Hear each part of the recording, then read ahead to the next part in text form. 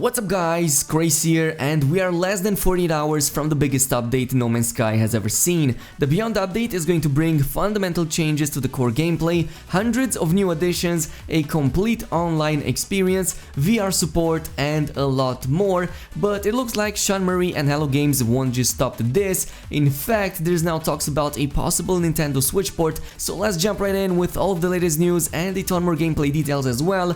But before doing so, another quick shout out for our today's sponsor, Instant Gaming. Instant Gaming is a website that sells games at some of the cheapest prices you can find around, so if you also enjoy discounts, then make sure you follow the link in the description down below for more additional information. Anyway, in a recent interview with Game Informer, Sean Murray was asked whether we'd ever get to see No Man's Sky being brought up to the Nintendo Switch. According to Sean, it's super interesting, I love the Switch, we are obviously very focused on what we're doing right now, but we have done a lot of work for PSVR to optimize the game, so I'd be interested to see what's possible. At the moment, we're just very focused on what we're doing right now. For those who don't know what optimization he's talking about, it's basically the recent Vulkan API update that's currently still in testing phase on a PC and will drop for every platform on the 14th. This was made so that it runs smoother on the PSVR, and Sony always requires for their games on the PSVR to run at a very minimum of 60 FPS, which No Man's Sky also had to do.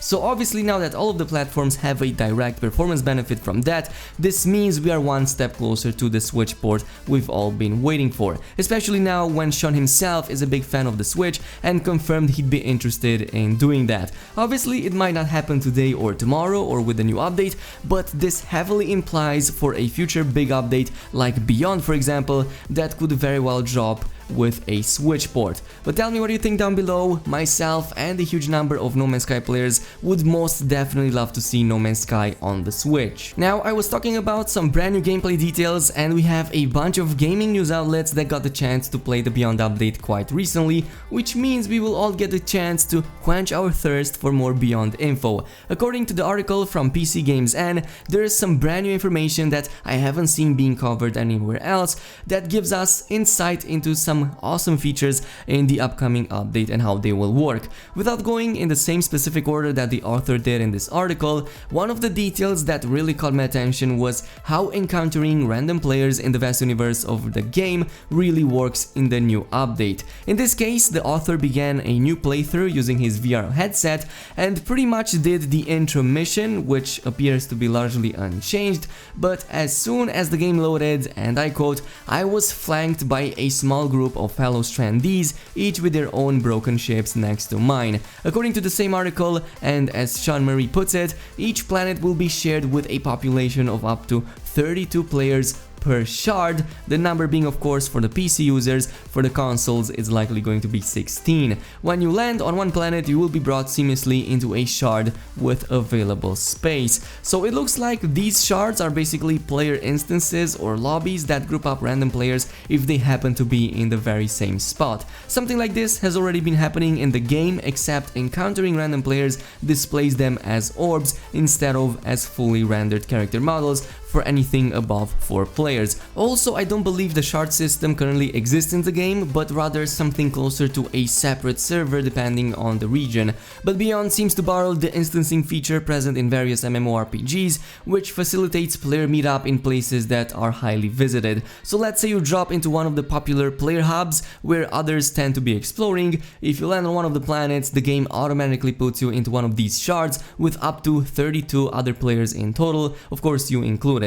It's also implied that the game creates subsequent shards when the total player count in one specific region exceeds 32, so that multiple of these shards will be created until everyone in the same spot will fit the location. So the transition, as it said, is going to be seamless, so hopefully this fixes some of the various online problems that the game currently has, such as players not appearing or their various bases or buildables disappearing inside. Definitely a lot of interesting stuff over here. This is one of those features that Sean Murray has referenced to being very close to how other MMORPGs are doing. Now moving on to the third detail that comes from the Eurogamer article that I covered before. I didn't want to talk too much about this because it didn't seem to have enough confirmations at the time I was covering, but since then a number of other gaming news outlets have been covering the same information as well. This is the line about denser and more varied biomes, as well as the one about higher alien diversity. At least in the case of the higher alien diversity, this was confirmed by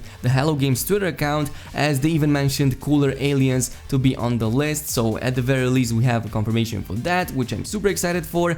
But it seems that at least one other source outside of Eurogamer, in this case geek.com, has mentioned that new biomes are going to be in the game as well when talking about the exploration part of the Beyond update. And if we take a look at the actual trailers, it does seem to at least have denser vegetation, so at the very least the part about that is holding to be true, and this could very well mean that the new biomes are going to be on the list, which is something that I know many of you guys wanted. The fact that the trailer uses so many wild color combinations both for planets and for the space background could possibly indicate that we will have wilder color combinations, and these are going to be a more common occurrence compared to what's currently in the game. So something similar to how it was in the Atlas Rises update, which is by far the most colorful and vibrant update to date. Otherwise, the colors in the trailer itself weren't something particularly new, at least not to me. All of them can be currently encountered in the game, though they can be quite an uncommon occurrence for some people.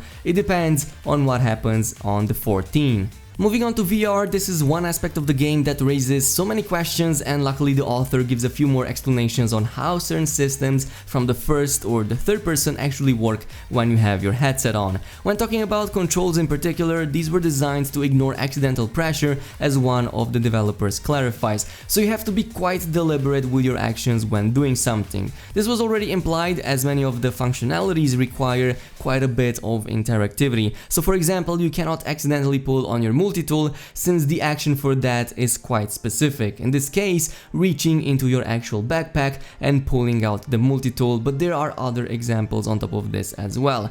But what about the actions that involve navigation into the hand menu? There are buttons on there that you need to scroll through, so obviously this is where you could potentially mess up. So the effect here is that, as the article puts it, it slows down crafting a little bit, most probably because you cannot browse things that fast without proper interaction, but on the upside, it also prevents ending up panic pressing buttons that you don't mean to use. So definitely a little bit of a trade-off over there, but it means it will make the gameplay a little bit more smoother. Furthermore, it also explains how scanning stuff actually works with a VR headset on, and I quote, "Everything the VR system presents fits in context. The glowing, futuristic screens popping in my cockpit, my helmet scanner reading delicately, highlighting much needed resources in my field of view, it all makes total streamlined sense and just adds the extra layer of immersion." And towards the end, there's this awesome detail about spaceflight, which seems to be one of the best experiences in the VR, as all of the other gaming news outlets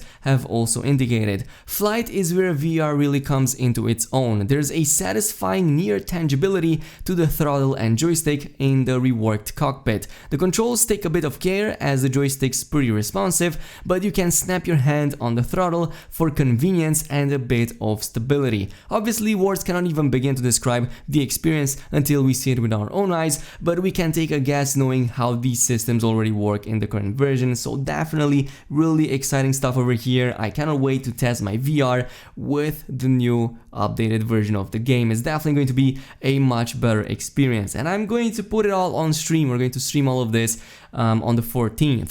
Anyway, with that, I believe we have covered what needed to be covered for today. Now, later today, I will be doing a live stream in preparation to the Beyond update, so if you want to drop by and have a chat about the new update, we're going to do a lot of that. Also on the 14th, I will be doing a No Man's Sky Beyond launch party, and yeah, we'll organize giveaways, go over the patch notes when they drop, test the VR mode, and so on. We're going to do a ton of stuff, so make sure you drop on the 14th. I'm going to probably create the event sometimes later today or tomorrow. Until then, I hope you guys enjoyed this video. If you did, then make sure you give this video a thumbs up. Also subscribe for more awesome No Man's Sky content and activate the notification bell, and I will see you guys next time.